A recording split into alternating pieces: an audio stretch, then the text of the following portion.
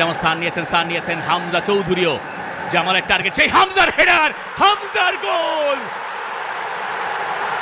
Brave new Bangladesh, সেই বাংলাদেশে হামজার গোল এবং এই স্টেডিয়াম এখন ফেটে পড়ছে।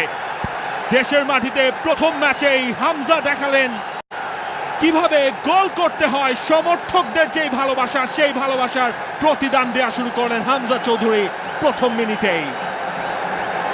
সেট পিস থেকে সবার ওপরে তালগাছ হয়ে দাঁড়িয়েছিলেন হামজা চৌধুরী, তাকে ধরার আর কারোর সুযোগ নেই। হামজা তার দ্বিতীয় ম্যাচেই গোলের দেখা পেয়ে গেলেন।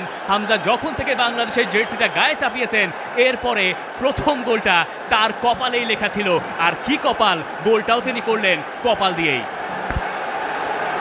পারফেক্ট স্টার্ট হামজা চৌধুরীর জন্য, একেবারে সেট আপটাও গেছে। হামজা লাফিয়ে উঠেছিলেন এবং সেখান থেকে যে ফিনিশিংটা দরকার ছিল সেটাই করেছেন হামজা।